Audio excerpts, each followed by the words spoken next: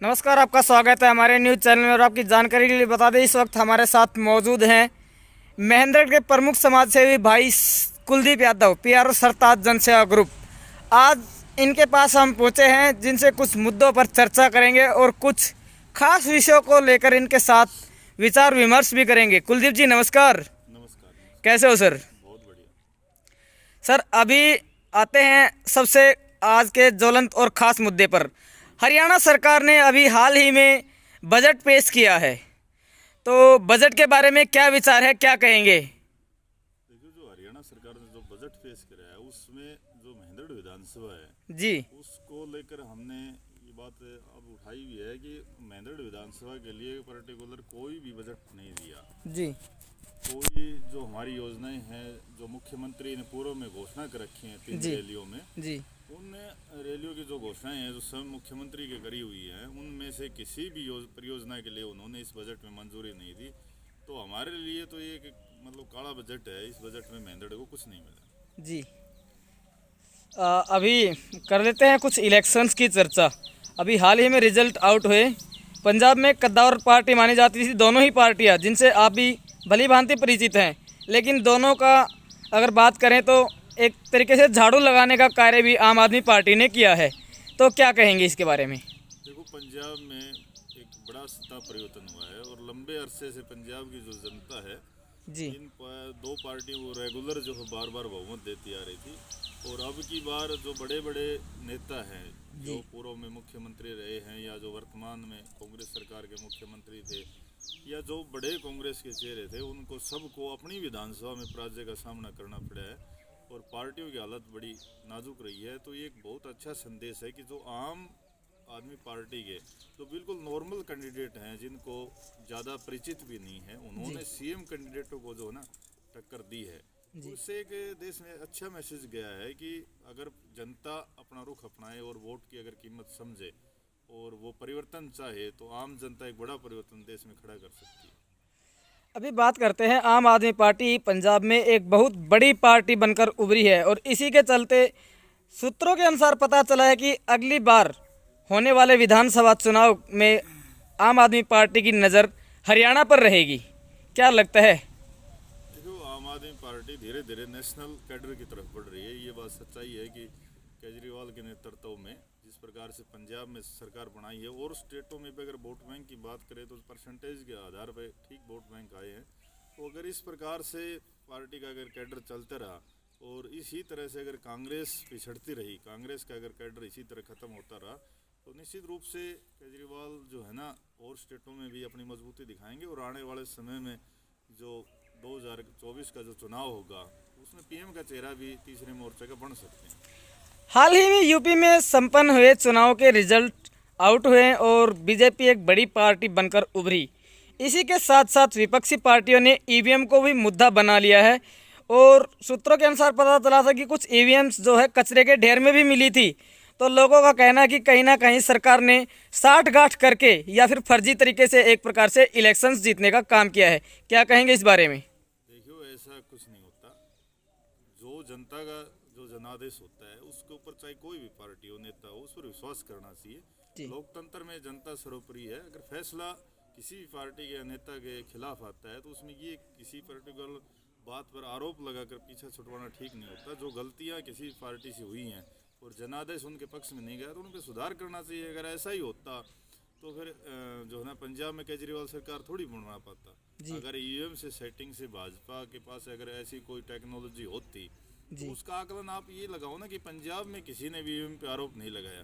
तो ये अक्सर ऐसा होता है जब सत्ताधारी पार्टी, चाहे पूर्व में, अब की बात नहीं है, जब कांग्रेस की सरकार होती थी और उस समय जब कांग्रेस स्टेट में सरकार बनाती थी तो भाजपा सरकार इस प्रकार के आरोप लगाती थी कि भाई ईवीएम में सेटिंग करी है। और अब जब भाजपा की सेंटर और स्टेट में सरकार है और जहाँ अगर उनको बहुमत मिल जाता है तो विपक्षी पार्टियों की एक पॉलिसी होती है भाई अब ईवीएम को जो है ना बदनाम किया जाए। बाकी इससे जन भावनाओं को कहीं ना कहीं ठेस पहुँचती है, क्योंकि जो भी पार्टी सत्ता में आई हो जनादेश से आती है। अगर ईवीएम से सत्ता में आती तो फिर ये बड़े बड़े जो नेता हारते हैं, जो मुख्यमंत्री के जो चेहरे हारे हैं, जिनके पास इतने ज़्यादा में पैसा है, तो वो अगर ईवीएम में सेटिंग होती तो मेरे हिसाब से चुनाव कभी भी नहीं आया। जहाँ तक अगर बात कर ली जाए ईवीएम में सेटिंग की, तो विपक्षी पार्टियों ने इसको एजेंडा बनाया हुआ है।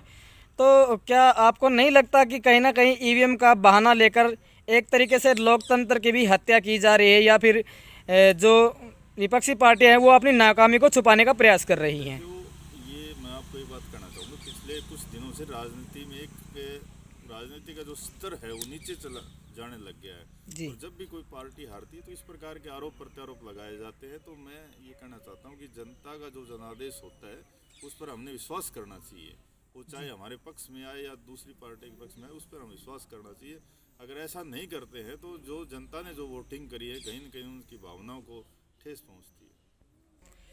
अभी कुछ दिन पहले मेंद्रेड में कुछ पत्रकारों ने और कुछ समाज सेवियों ने रोड जाम किया था सड़क की मांग को लेकर के, तो उसमें आप भी शामिल थे।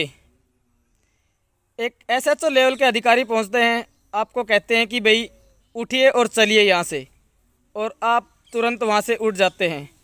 तो इससे कहीं ना कहीं जो क्षेत्र की जनता है उसमें ये मैसेज जा रहा है कि क्या कहीं ना कहीं आप सरकार से डरते हैं या फिर किसी तरीके के दबाव में हैं, क्योंकि आप मेंद्रेड से एक प्रमुख चेहरा है और आने वाले समय में मेंद्रेड की जनता आपको एक भावी विधायक के रूप में देख रही है। तो दूर दूर तक आपकी अच्छी पकड़ है।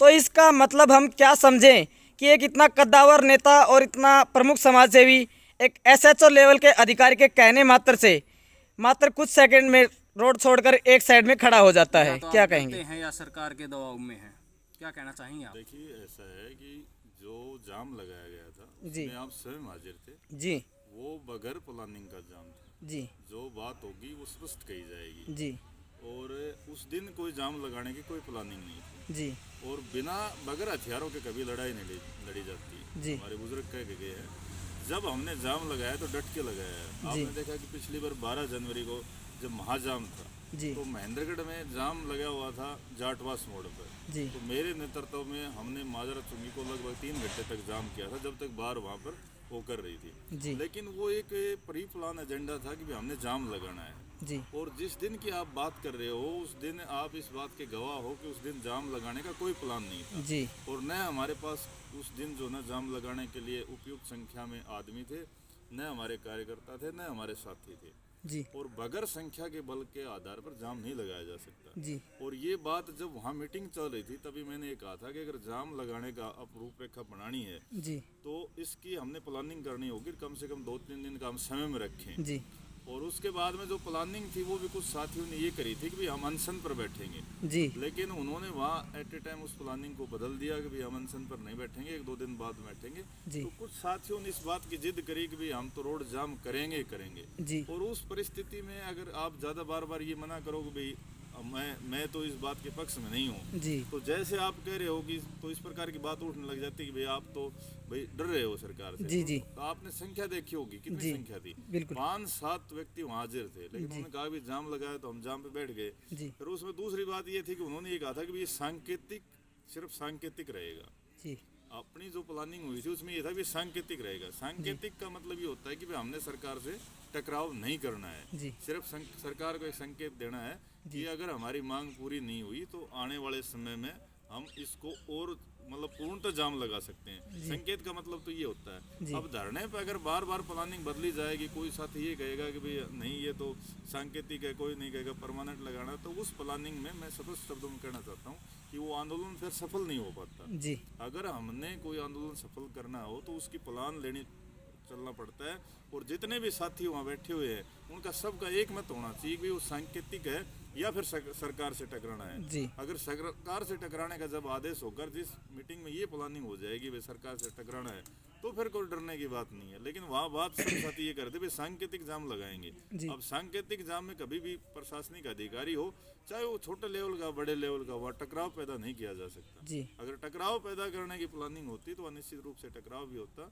तो ऐसी कोई बात नहीं थी। और उस पे एक बात मैं आपको बताना चाहता हूँ, उस पे एफआईआर ऑलरेडी दर्ज हो चुकी है। जी डरने वाली वो कोई बात नहीं है। और पिछला जब महाजाम लगा था जी तो उसमें भी 2 एफआईआर मेरे पे दर्ज हुई थी, जी जबकि एक दिन में 2 एफआईआर दर्ज नहीं हो सकती। आपको पता होता है कानून के अनुसार एक दिन में एक एफआईआर दर्ज होती है एक कार्यक्रम की। बिल्कुल। और वो एफआईआर की कॉपी मेरे पास है, मैं आपको दूंगा कि एक दिन में मेरे ऊपर 2 एफआईआर दर्ज हुई थी पिछली बार की, जी जो अभी मतलब उसमें चली हुई है, अभी तक कैंसिल नहीं हुई है।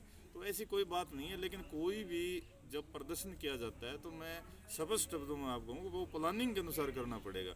बगैर प्लानिंग कोई साथी ये कहेगा भाई सांकेतिक है, कोई साथी ये कहेगा भाई सरकार से टकराना है, अलग अलग जब प्लानिंग होगी तो मुझे नहीं लगता है कि वो आंदोलन या अपना कोई भी कार्यक्रम हो सफल हो पाएगा। महेंद्रगढ़ की जनता की अगर बात कर लें तो लोकतंत्र के चौथे स्तंभ ने आकर के रोड पे धरना दिया और महेंद्रगढ़ की जनता के हकों के लिए मांग की, लेकिन महेंद्रगढ़ की जनता ने उतना साथ नहीं दिया जितनी उनसे एक्सपेक्टेशन थी। तो क्या कहेंगे महेंद्रगढ़ की जनता के बारे में? क्या महेंद्रगढ़ की जनता नहीं चाहती कि महेंद्रगढ़ का विकास हो या फिर कुछ और? देखो ऐसा है कि जो आप बात कर रहे हो ऐसा नहीं है, तो कोई भी कार्यक्रम होता है ना वो प्लानिंग से होता है।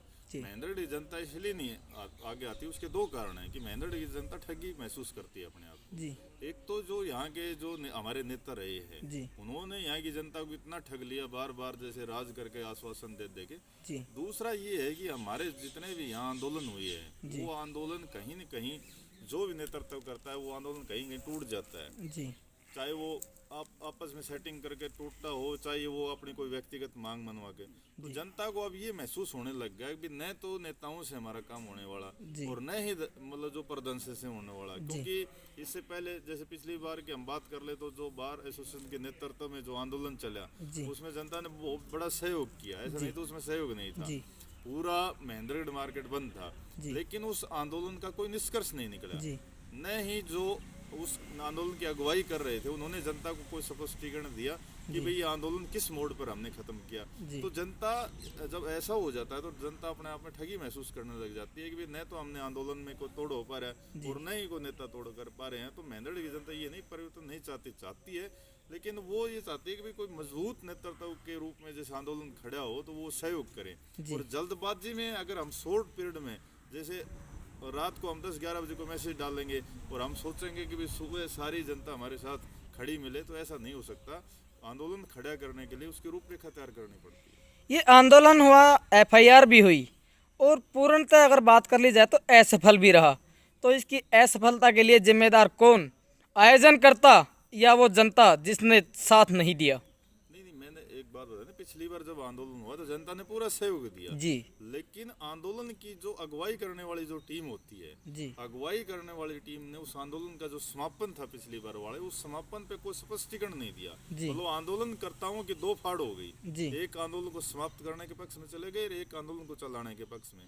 और जब आंदोलन की क्लोजिंग हुई तो उस आंदोलन जब स्थगित हुआ तो कोई ऐसे मोड़ पर स्थगित नहीं हुआ, जनता को कोई स्पष्टीकरण नहीं दिया गया। तो जनता इस बात की ठगी महसूस करती है कि हमने आंदोलन में जो सहयोग करा उसका कोई निष्कर्ष नहीं निकल पाया। महेंद्रगढ़ में समय समय पर विकास को लेकर आंदोलन होते रहते हैं और अभी आप भी जिक्र कर रहे थे, एक तरफ आपने जनप्रतिनिधियों को नकार दिया, वहीं एक तरीके से अगर बात कर ली जाए तो प्रशासनिक अधिकारियों को भी नकारा बताया। तो इसके लिए जिम्मेदार कौन? आखिर कब होगा महेंद्रगढ़ का विकास?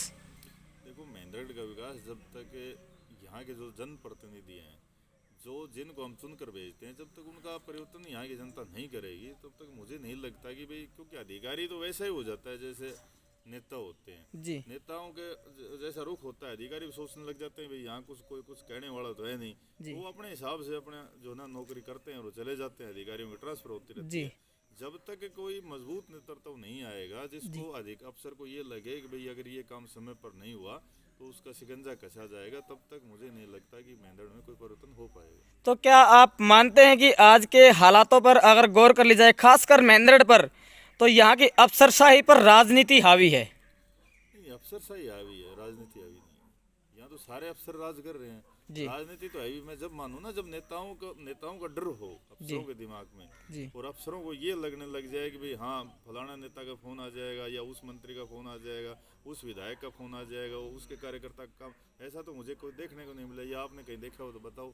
अफसर अपनी मनमर्जी करते हैं, किसी व्यक्ति का कोई काम नहीं हो रहा, किसी भी अधिकारी को, चाहे वो SDM हो, तहसीलदार हो, SHO, किसी को ये डर नहीं है अगर भाई यहाँ अगर ये करने से मुझे कोई प्रॉब्लम हो जाएगी या सरकार का कोई प्रतिनिधि मुझे सस्पेंड करवा देगा या चार्जशीट करवा देगा, कोई अफसर को कोई डर नहीं है। ये सिर्फ यहाँ के कमजोर प्रतिनिधियों के होने की वजह से कोई अफसर नहीं डरता महेंद्रगढ़। जी, तो क्या जो आज जो महेंद्रगढ़ का जो पिछड़ापन है उसके लिए हम आपके दिए गए बयान के अनुसार जो पूर्णतः अफसरशाही है उसको जिम्मेदार समझें या फिर जनप्रतिनिधियों को? जिम्मेवार मत समझो ना आप। प्रतिनिधियों को जिम्मेवार समझो। जी। अगर प्रतिनिधि कमजोर हैं तो अफसरशाही हावी हो रही है। जी अगर प्रतिनिधि मजबूत होते तो अफसरशाही हैवी नहीं होती। उसका कारण समझने के प्रयास करो कि हम उसका मेन बेसिक कारण है कि हमारे जो नेता हैं वो उनकी इस बात में रुचि नहीं है। जी। चाहे वो हालिया जैसे विधायक हो, अब हालिया विधायक को इस बात की कोई रुचि नहीं है कि किसी व्यक्ति का काम नहीं हो रहा या हो रहा है, अफसर उसको बैठा रहा है नहीं बैठा रहा, या उसकी जो फाइल है उसके साइन नहीं हो रहे। मेन बेसिक कारण है कि जनप्रतिनिधि कमजोर होना। तो इसके लिए पूर्णतः आज जो भी हालात महेंद्रगढ़ के हैं उसके लिए राजनेता और जनप्रतिनिधि ही जिम्मेदार माने। बिल्कुल, जनप्रतिनिधि वो जिम्मेवार हैं जो यहाँ से चुनकर बार बार विधानसभा में या लोकसभा में निरंतर जा रहे हैं, बार बार वो जिम्मेवार है। महेंद्रगढ़ सड़कों का जो कार्य है वो चला हुआ है, एसडीएम साहब करवा रहे हैं।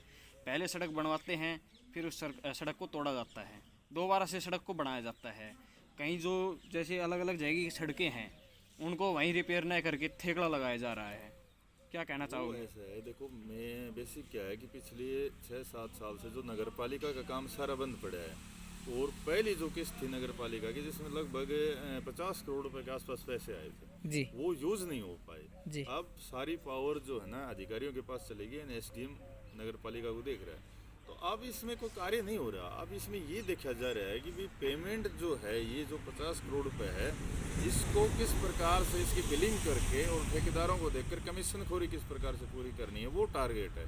उनको चाहिए रोडों को 2 बार पाड़ लो, ठीक करवा दो, एडवांस में पेमेंट कर दो, जो भी वहाँ ऑप्शन है पैसे निकालने के। इस 50 करोड़ रुपए को पूरा करने का जो टारगेट है वो चला हुआ है। सिर्फ अगर सड़कें बनानी होती तो आज से 6 साल पहले इस 50 करोड़ रुपए में सारी सड़कें बन जाती और उसके बाद में नगर पालिका की 4 किस्तें हो रही जी यानी 200 करोड़ रुपए हो रहना था। जी।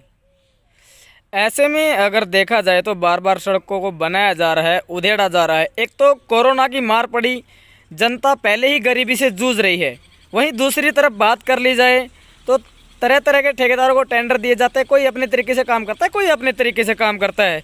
तो इसके लिए पैसा तो जनता की जेब से ही जा रहा है।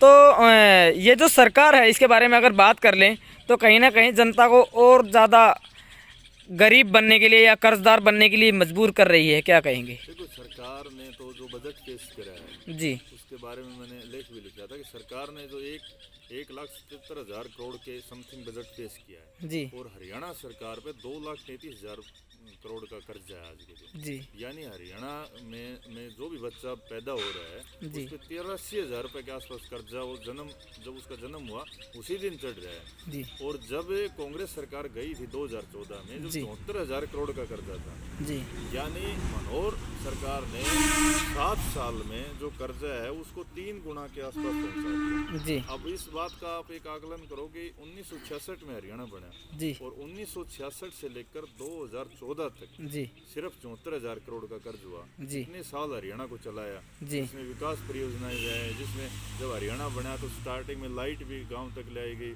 जिसमें सड़कें भी बनवाई गई, जिसमें नहरें भी बनवाई गई। कितना विकास हुआ? 74,000 करोड़ रुपए का हम टोटल कर्ज लिया जी। और इस सरकार ने 1,53,000 करोड़ का कर्ज ले लिया सिर्फ जी। 7 साल में। और सरकार ने ऐसी कोई परियोजना नहीं है जो स्पेशल कोई कर्ज माफी करी गई हो या कोई अलग से बड़ी परियोजनाएं जो लाई गई हो जिसको लेकर मतलब विकास हुआ हो। जी। बल्कि ऐसा है कि अगर हम व्यक्तिगत बात कर ले तो हमारी तो 7 साल में मुख्यमंत्री ने जो भी घोषणाएं करी हैं वो तो सारी पेंडिंग पड़ी हैं। तो सरकार की अगर कार्यशैली की बात करी जाए इस बात को कोई गंभीरता से नहीं ले रहा। अभी एक तो सरकार टैक्स बढ़ा रही है, जी जैसे आए दिन पेट्रोल डीजल के दाम बढ़ रहे हैं और टैक्स कितना बढ़ेगा। जी अब जो है ना गाड़ियों में जो टैक्स लगता था अब 4 टैक्स लगते हैं गाड़ी के नए रजिस्ट्रेशन पे। जी। पहले एक वेट चार्ज लगता था, जी यानी 4 गुना रजिस्ट्रेशन। जो गाड़ी अब आप एजेंसी में जाते हो तो आपको कह देते हैं भाई पहले जो गाड़ी आती थी बोले 5 लाख की आती थी, अब क्या हो गया बोले अब 8 की आने लगी। गाड़ी एजेंसी ने उसकी कीमत नहीं बढ़ाई। जब आप गाड़ी खरीदेंगे ना उसकी टोटल लिस्ट देखेंगे उसमें 3 प्रकार के टैक्स और ऐड कर दिए गए। जी जो हमारी जमीन की रजिस्ट्रियाँ होती थी उनका परसेंटेज 4% बढ़ा दिया गया जी और अब गांव में जो रजिस्ट्रियाँ होंगी उसमें 2% और बढ़ा दिया गया। जी। इसलिए बोले कि गांव का विकास हो जाएगा। जी मतलब ऐसे ऐसे टैक्स लगाए जा रहे हैं। एक टैक्स तो अब सरकार ने वापस ले लिया जो नगर पालिका में बढ़ाया गया था, जी वो ज्यादा दबाव बढ़ने वापस ले लिया। 5% उन्होंने कहा था कि डेवलपमेंट चार्ज लेंगे, तो रजिस्ट्री चार्ज वो अलग है। 5% डेवलपमेंट चार्ज का मतलब ये होता है कि एक 100 गज का प्लॉट के अगर आपने रजिस्ट्री करवानी है तो उसको 2 लाख रुपए आपको नगर पालिका में डेवलपमेंट के नाम के देने पड़ेंगे। जबकि आप एक आकलन लगाओ कि आपके उसके सड़क जो है 16.5 फुट की होगी या 20 फुट की होगी, उस सड़क का निर्माण अगर आप स्वयं अपने पैसे से करवाएं तो भी 2 लाख रुपए नहीं लगते और नगर पालिका में देती क्या है। तो सरकार ने सिर्फ टैक्स बढ़ाया है और सरकार ने 3 गुना कर्जा बढ़ा दिया। सर, आज के साक्षात्कार में हमारा आपसे एक कड़ा और सबसे अहम सवाल और आखिरी सवाल भी रहेगा इस साक्षात्कार का। बीते दिनों महेंद्रगढ़ में हुए आंदोलन की असफलता के बाद लोगों में ये बात मुखर होने लगी है कि हमने तरह तरह के समाज सेवियों को देखा है, जिनमें आपका नाम भी शामिल है। लोगों का कहना है कि एक तो कुलदीप भाई साहब हैं, सिर्फ लेटर जारी करने का काम करते हैं। एक संदीप हैं सुनाराम ट्रस्ट से, वो सिर्फ होर्डिंग लगवाने का काम करते हैं, बल्कि असल में धरातल पर कुछ नहीं करते हैं। क्या कहेंगे? तो धरातल पे कौन करता है वो बताओ आप मेरे को। तो फिर आप जनता से ये भी पूछो ना कि जिस विधायक को आपने 5 बार बनाया उसने धरातल पे कितना काम करा। समाज सेवी का काम तो ये है कि ठीक है समाज सेवी जितना कर रहा है, हमने कौन से जनता से वोट थोड़े लिए हैं कि भाई हम 4 बार विधायक बन लिए, चाहे संदीप जी हों चाहे मैं हूँ। ये कह के अपने तरीके से सब अपना प्रयास करते हैं। लेकिन जिन लोगों का काम ही आलोचना करना है, वो जो ये लोग कह रहे हैं कि विधायक के समर्थक लगा लो या पूर्व विधायक है, उनसे आप ये पूछिए कि जिस विधायक को 5 बार विधानसभा में भेजा रामविलास शर्मा को, हर सरकार में उसकी हिस्सेदारी रही। और आज हालात ये हैं कि जो हमारा इतना पुराना जिला महेंद्रगढ़, आज वो नाम के लिए तरस रहा है। आज हमारे जिले का नाम लेटर में गलत लिखाता है, तो उस लेटर का जवाब नहीं मांगेंगे क्या? कुछ लड़ाइयाँ ऐसी होती हैं जो पत्राचार और कानून से भी लड़ी जाती हैं, कुछ लड़ाइयाँ ऐसी होती हैं जो सड़कों पे भी लड़ी जाती हैं। दूसरी बात ये है कि सड़कों पे लड़ाई हमने लड़के देख ली, उस दिन भी चर्चा चली, मैंने एक बात कही थी, बोले ये करो वो करो। सड़क जाम हमने करके देख ली, मुकदमे हमने दर्ज करवा लिए, आंदोलन हमने करके देख लिए। जिला मुख्यालय के लिए कुलदीप ने 62 दिन आंदोलन करा था। आज तक महेंद्रगढ़ का रिकॉर्ड है, अगर किसी नेता ने महेंद्रगढ़ के ने अगर 62 दिन उस जनवरी के महीने में आंदोलन करा हो तो उस नेता का मुझे नाम बता दो आप, जिन्होंने राज किया या जो राजनीति में आना चाह रहे हैं। 62 दिन का मेरा रिकॉर्ड है उस सर्दी के मौसम में आंदोलन करने का, किसी ने किया हो तो बता दो। अब उस दिन भी चर्चा कर रहे थे, जब मैंने एक बात बताई थी, बोलिए मैंने कहा था भाई फांसी लगवा दो। अगर महेंद्रगढ़ का विकास हमारे फांसी लगने से भी हो जाता है तो हम तो उसके लिए भी तैयार है। इससे बड़ा तो कोई पॉइंट नहीं है। आजाद चौक पे ऐलान कर दो हमें फांसी दी जाएगी, फिर भी अगर महेंद्रगढ़ की सड़कें बन जाए और यहाँ का विकास हो जाए तो हम तो उसके लिए भी तैयार हैं। इससे आगे तो और क्या कर सकते हैं? फिर आप उन्हीं आदमियों से ये जाकर पूछना जिन्होंने ये कहा है। सर, कुछ दिन पहले ओलावृष्टि हुई थी इलाके के अंदर, किसानों को काफ़ी नुकसान हुआ था, क्या कहना है उसके बारे में? देखो, ओलावृष्टि का पॉइंट ये है कि ओलावृष्टि में लगभग किसानों का बीमा होता है। तो सरकार के जो प्रतिनिधि हैं जिन्होंने भी दौरा कराया है वो सिर्फ लोगों को बेवकूफ़ बनाते हैं, इसमें सरकार का कोई रोल नहीं होता।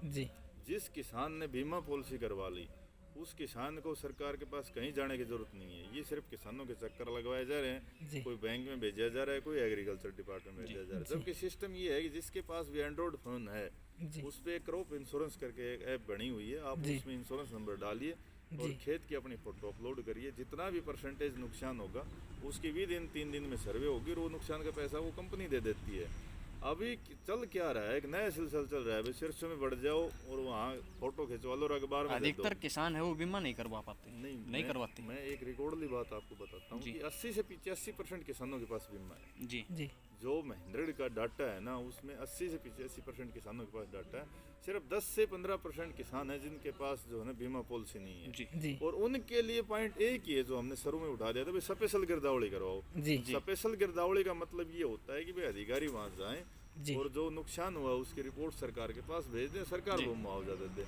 अगर वो होता है तो किसानों को कोई बेनिफिट है, वरना जिस किसान ने बीमा करवा रखा है उसको एक गवर्नमेंट ने ये जो पॉलिसी बना रखी है भाई ये जो ना बैंक में जाए, बैंक से वो डॉक्यूमेंट्स लेके पास पटवारी के पास जाए, पटवारी के पास वो एग्रीकल्चर विभाग में जाए, ये सब अननेसेसरी है। इनका कोई वो उचित नहीं बनता। जिस किसान का बीमा हो गया उसकी पॉलिसी गवर्नमेंट ने घर भेजनी चाहिए और उसकी नुकसान की सर्वे भी घर बैठे करवानी चाहिए। बच गए 15% किसान, उनको सरकार को मुआवजा देना चाहिए और उसकी स्पेशल गिरदावड़ी करवाओ। लेकिन हमारे क्षेत्र में बहुत कम स्पेशल गिरदावड़ी का मुआवजा मिलता है, सिर्फ बीमा वालों को मिलता है। और अभी हमारे इससे पहले की बात करें तो कपास में नुकसान हुआ था, कपास में जो नुकसान हुआ था उसका मुआवजा बीमा पॉलिसी वालों को भी नहीं मिला है। महेंद्रगढ़ का, जबकि बाकी जिलों को मिल लिया।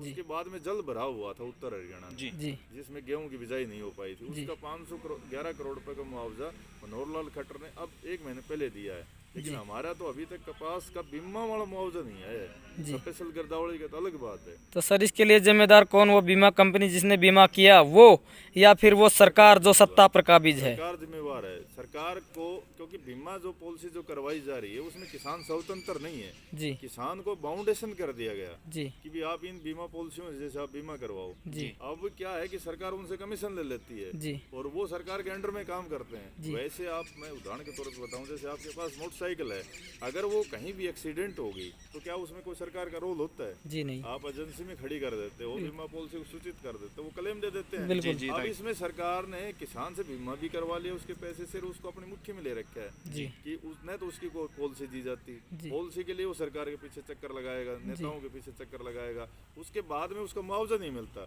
जबकि इसमें टाइमिंग ये है कि 15 दिन के भीतर मुआवजा मिलना चाहिए किसान को। जी। लेकिन कोई कोर्ट में इसके अगेंस्ट किसान जाता नहीं। किसान बेचारा गरीब आदमी है, वो कोर्ट में नहीं जाता। लेकिन कानून ये है कि अगर आपकी फसल का बीमा नहीं मिलता है 15 दिन के अंदर, अगर बीमित कंपनी नहीं देती है, तो आप उसके ब्याज के लिए और उसके हरासमेंट के लिए आप उस पर कोर्ट में केस भी कर सकते हैं। तो सर एक तरीके से देखा जाए, जिस तरह किसानों की ओलावृष्टि के कारण जो भी नुकसान हुआ उसमें 72 घंटे का समय बीमा कंपनी की ओर से दिया गया था। ऐसे में कुछ छुट्टियों के चलते जो किसान लाभ से वंचित रह गए, उनको लेकर के अभी भाजपा के ही कद्दावर नेता है राव इंद्रजीत सिंह, उन्होंने दौरा किया था, किसानों से मिले थे और बात आश्वासन दिलाया कि जल्द ही बीमा कंपनियों से बातचीत करके समय सीमा बढ़वाई जाएगी। लेकिन अभी तक धरातल पर कुछ नहीं हो पाया। ऐसे में जो जमींदार किसान है वो अपने आप को ठगा महसूस कर रहे हैं।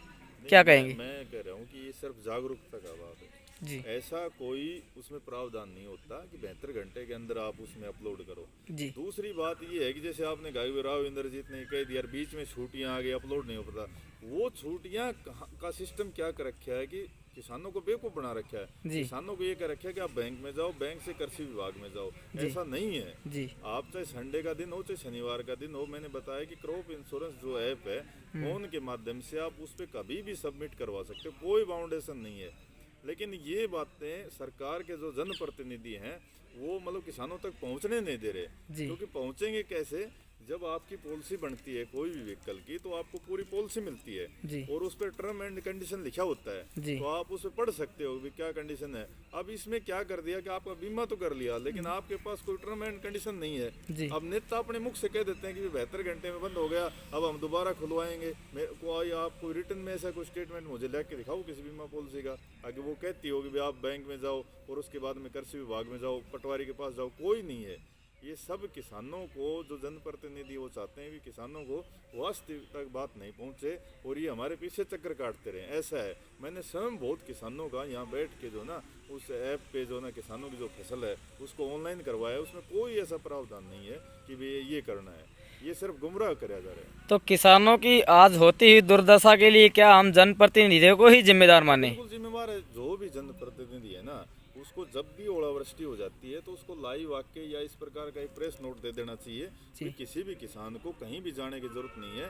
और आज के दिन ऐसा कोई किसान नहीं जिसके परिवार में मोबाइल नहीं हो, उसको ये संदेश दे देना चाहिए कि भाई आप वहाँ से इसकी फोटो अपलोड कर दो, अगर आपके पास बीमा है तो, और आपको परेशान होने की कोई जरूरत नहीं है। लेकिन हमारे जनप्रतिनिधि क्या करते हैं कि अपने नंबर बनाने के चक्कर में वो उनको उलझनों में डाल देते हैं कि 72 घंटे हो गए, तुम्हारे छुट्टियां आ गई, अब हम दोबारा सरकार से बात करेंगे, फिर इसको अपलोड करवाएंगे। ये सब नंबरिंग की बात है।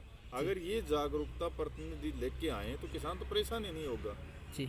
लेकिन किसान को तो अंधेरे में रखा जा रहा है। तो ये हमारे साथ जुड़े सरदार जनसेवा ग्रुप के PRO महेंद्रगढ़ प्रमुख समाजसेवी भाई कुलदीप यादव, आज इनसे काफ़ी मुद्दों पर बातचीत की। आगे भी अगर कोई समस्या आती है तो हम इनके साथ जुड़े रहेंगे। धन्यवाद।